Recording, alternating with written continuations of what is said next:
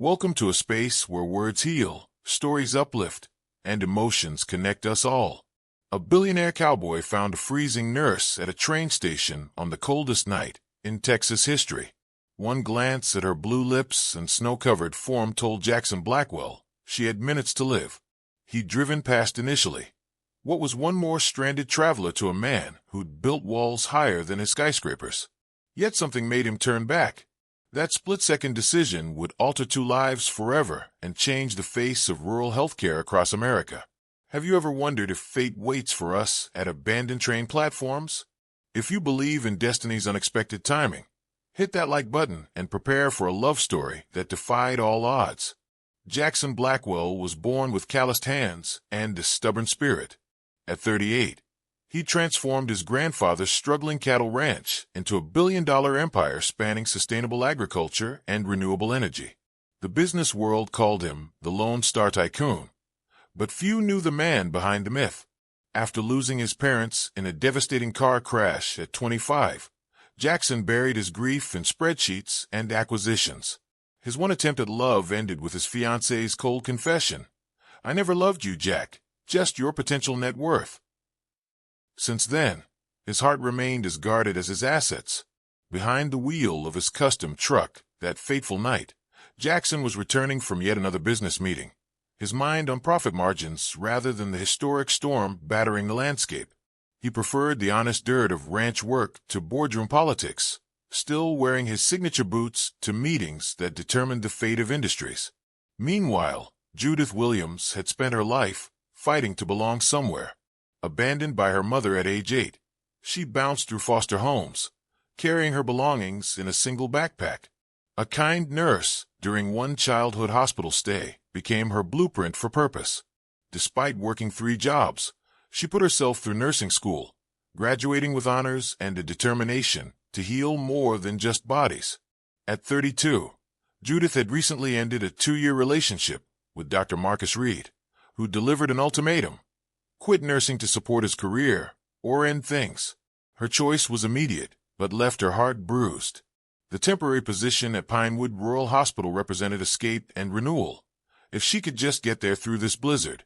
2 souls from opposite worlds, both experts at keeping people at arm's length, both unaware that destiny had scheduled their meeting for 11:42 p.m. at an abandoned train platform in the middle of nowhere. The meteorologists called it unprecedented.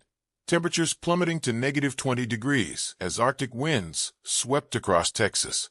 But numbers couldn't capture the lethal beauty of that night, the way frost crystallized on windows like delicate ferns, or how breath turned to fog before it left the lungs. Judith Williams sat alone on the train, watching the landscape transform into a white wasteland. The rhythmic clacking of wheels against tracks suddenly gave way to a grinding halt. The conductor's voice crackled over the intercom. Due to ice on the tracks and failing heat systems, all passengers must evacuate at Mill Creek Station. Mill Creek Station wasn't a station at all, just a wooden platform with a small shelter, miles from civilization. Judith watched as families were collected, as strangers shared rides, as the platform emptied until only she remained. Her phone battery had died hours ago. Her thin jacket designed for Dallas winters, not this apocalyptic cold. As the last taillights disappeared, panic rose in her throat. The temperature dropped further. Judith's fingers turned numb, then her toes, then her face. She huddled in the shelter, but the wind cut through the wooden slats like they were paper. Her nursing training told her what was happening: hypothermia setting in. The dangerous part wasn't the cold itself, but how it made dying feel like drifting to sleep. Jackson Blackwell was a mile past the station when something nagged at his consciousness. A solitary figure glimpsed through swirling snow. He'd nearly convinced himself it was nothing when his grandfather's voice echoed in his memory. The measure of a man isn't what he builds, but who he stops to help along the way.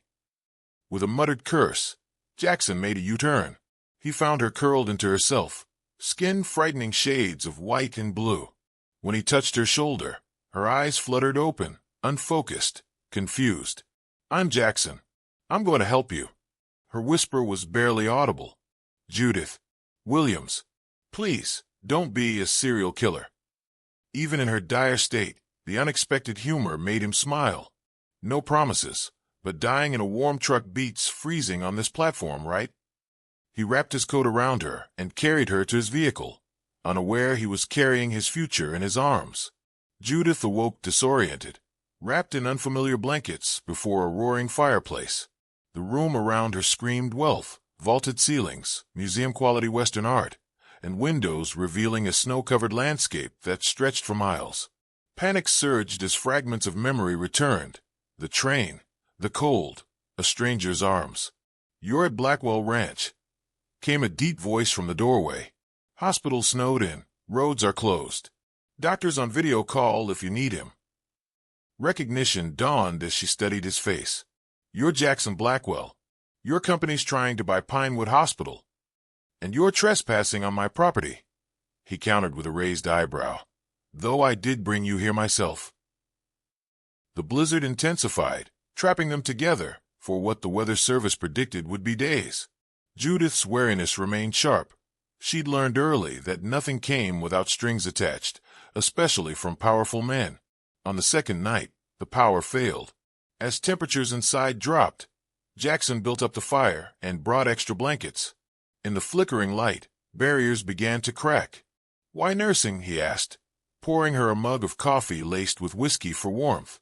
"Because when my mother left me at a gas station with a fever of 104, it was a nurse who held my hand through the night," she answered, surprising herself with the honesty. "What about you? Why build an empire when you could just enjoy the one you inherited?" Something shifted in his expression. "My parents died believing I'd waste my potential. Proving them wrong became a habit I couldn't break. When the generator failed completely, they moved furniture closer to the fireplace. Jackson pulled out an old chess set, and competition sparked between them. She beat him 3 games straight. "Where did a nurse learn to play like that?" he asked, genuinely impressed.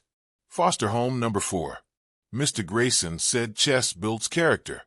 Taught me to think 5 moves ahead." She studied him across the board. "You play like someone used to winning without trying." He laughed, a real laugh that transformed his face. "Ouch. Hypothermia didn't damage your ability to hit where it hurts." As the blizzard howled outside, something unexpected began to thaw between them, something neither had felt in years. When roads finally cleared enough for travel, Jackson insisted on driving Judith to her rented apartment near Pinewood Hospital. The awkward goodbye at her door felt strangely final for 2 people who'd shared only 3 days together. "Thank you for saving my life," she said formally. "Thank you for beating me at chess. Keeps me humble." His smile didn't reach his eyes. 2 weeks later, Judith was reviewing patient charts when the hospital administrator called an emergency staff meeting. The rumors were confirmed. Blackwell Enterprises was purchasing Pinewood, with plans to convert the East Wing, which housed community outreach programs, into a research facility. Judith felt betrayed. The man who'd shared fireside conversations about helping others was eliminating services for the county's most vulnerable residents. When Jackson arrived for a facility tour, she confronted him in the hallway, professional composure cracking. "The prenatal clinic you're replacing serves 200 low-income mothers. The addiction recovery program has a 68% success rate. These aren't numbers on a spreadsheet, Mr. Blackwell. They're people who have nowhere else to go."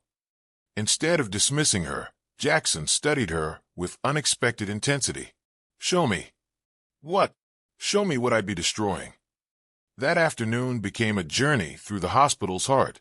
Judith introduced him to Maria, a teenage mother who'd walked 8 miles through snow for her baby's checkup, to former coal miner Samuel, whose black lung treatment depended on the respiratory clinic, to volunteers who ran the free pharmacy for seniors, choosing between medicine and food. In the pediatric ward, a 5-year-old girl named Lily grabbed Jackson's hand. "Are you a cowboy?" she asked, eyes wide at his boots. "Used to be," he answered softly. "My daddy was a cowboy before he got sick. He said cowboys always keep their promises." Something shifted in Jackson's expression, something Judith couldn't decipher. That evening, he invited Judith to dinner at the only restaurant in town.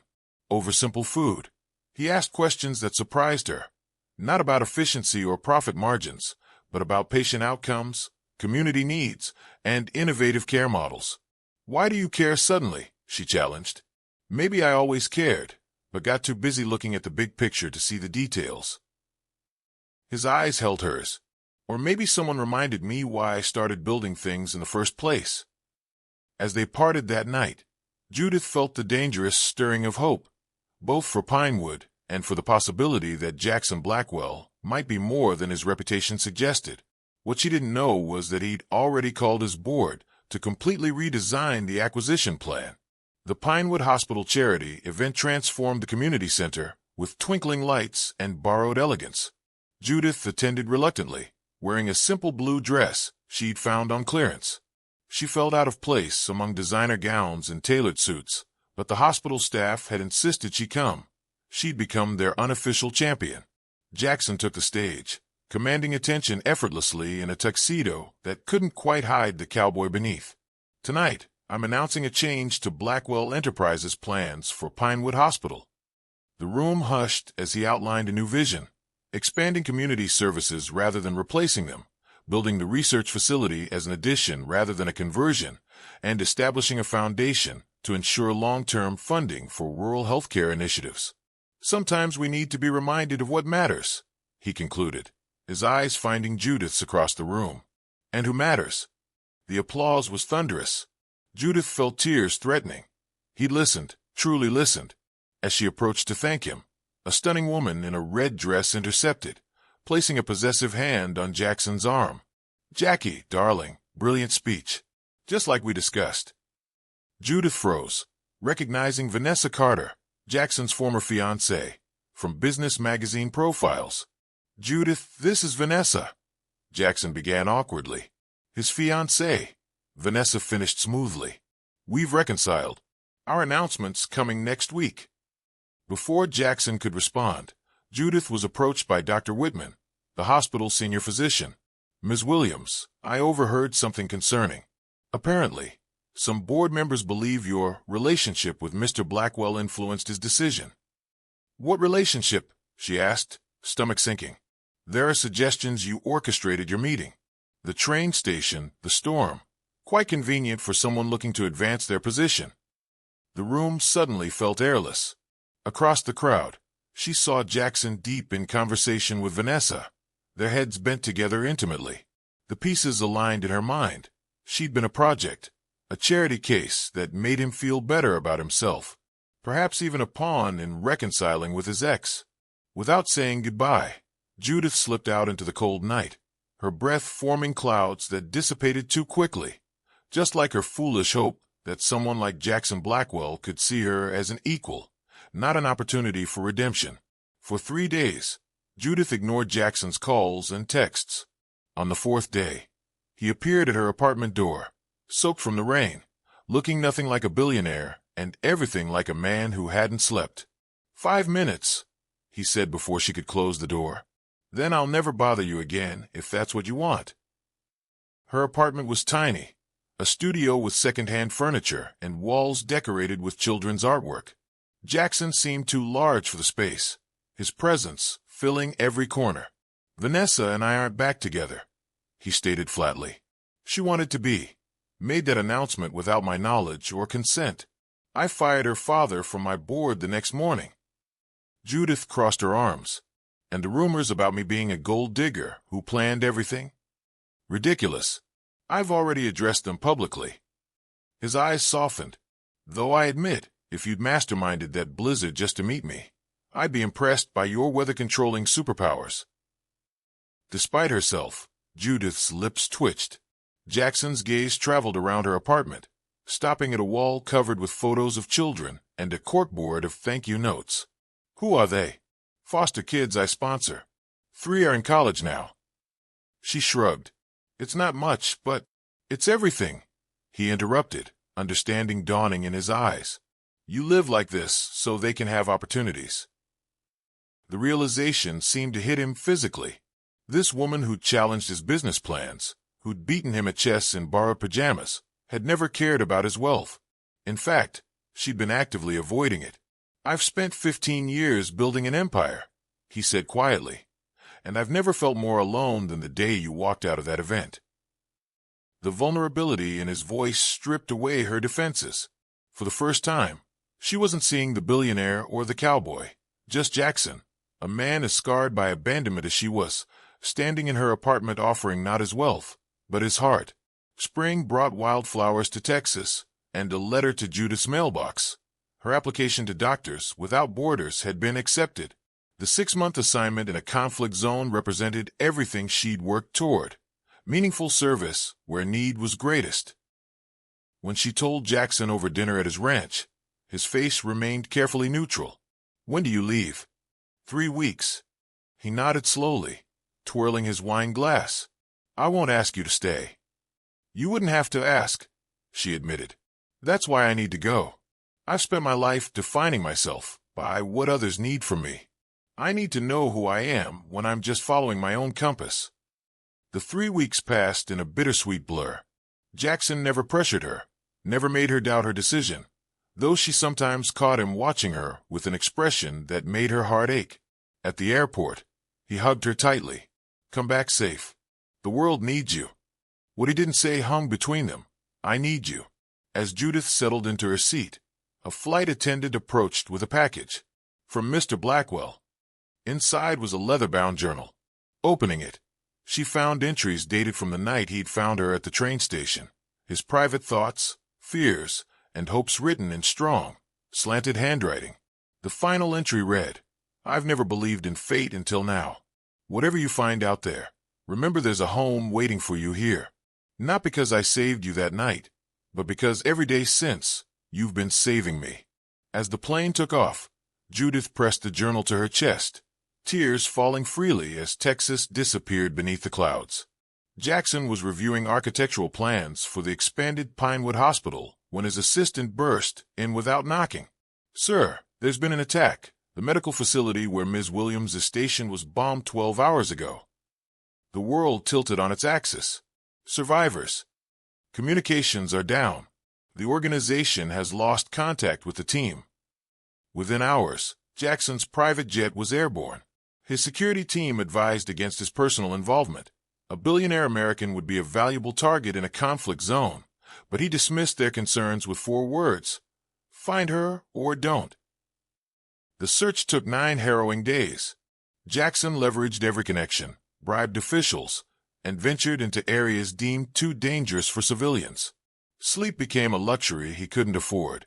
He found her in a makeshift clinic set up in an abandoned school, treating children injured in the bombing. Her medical scrubs were stained with blood, her face gaunt from exhaustion, but her hands remained steady as she worked. When she looked up and saw him standing in the doorway, disbelief washed over her face. "Jackson, why would you?" "I had to know you were alive," he said simply. That night, as they sat on the clinic roof beneath unfamiliar stars, Judith finally asked the question. "You could have said anyone. Why come yourself?" "Because I've spent my life delegating the things that matter to other people." His hand found hers in the darkness. "I didn't want to outsource loving you." In that moment, surrounded by destruction, yet creating healing, they both recognized the truth. Their separate worlds had become unimaginable without each other in them. 1 year later, the abandoned train platform where they first met was unrecognizable. Renovated with wooden beams and glass walls that showcased the surrounding landscape, Mill Creek Station had been transformed into an event space unlike any other. Beneath strings of twinkling lights, Jackson waited at the end of an aisle scattered with wildflowers. When Judith appeared in a simple white dress, escorted by Samuel, the coal miner whose life the respiratory clinic had saved, there wasn't a dry eye among the gathered guests. Their vows reflected their journey, promises to listen, to challenge each other, to remember that love wasn't about grand gestures, but daily choices to see each other clearly. "I take you not because you saved my life," Judith said, "but because you showed me how to live it fully." "I take you not because you changed my mind," Jackson responded, "but because you opened my heart." Instead of wedding gifts, they requested donations to the Blackwell Williams Foundation, which had already established medical training programs in 5 rural communities. The initiative had raised eyebrows in business circles. Profitability wasn't the primary metric, but was revolutionizing healthcare access across the state. At the reception, as the first snowflakes of winter began to fall, Judith pulled Jackson away from the crowd, leading him to the exact spot where he'd found her that fateful night. "I have something to tell you," she whispered, placing his hand on her stomach. "In about 7 months, our family grows by 1. The man once known as the Lone Star Tycoon fell to his knees, pressing his forehead against the miracle they'd created together, finally understanding what true wealth meant. Sometimes life's most profound journeys begin with a single decision, a U-turn on a snowy night, a moment of courage to confront a powerful man, a choice to see beyond appearances to the heart beneath." Jackson and Judith's story reminds us that true love doesn't demand we change who we are. It reveals who we can become together. Their different worlds didn't divide them, but created a stronger foundation, like 2 different metals forged into something unbreakable. The Blackwell-Williams Foundation now stands as a testament to what happens when purpose and passion unite. Their model of rural healthcare has been adopted in 12 states, their story inspiring a new generation of medical professionals to serve where the need is greatest. Their daughter, Hope, takes her first steps in the hospital corridors, where her parents' journey truly began, watched over by staff who remember when a freezing nurse and a billionaire cowboy taught them all that the greatest distance isn't between wealth and poverty, but between fear and trust. If this story touched your heart, share it with someone who needs to believe in second chances. And subscribe for more stories that prove love can be found in the most unexpected places, even abandoned train stations on the coldest night in Texas history. Have you ever made a split-second decision that changed everything? Tell us in the comments below.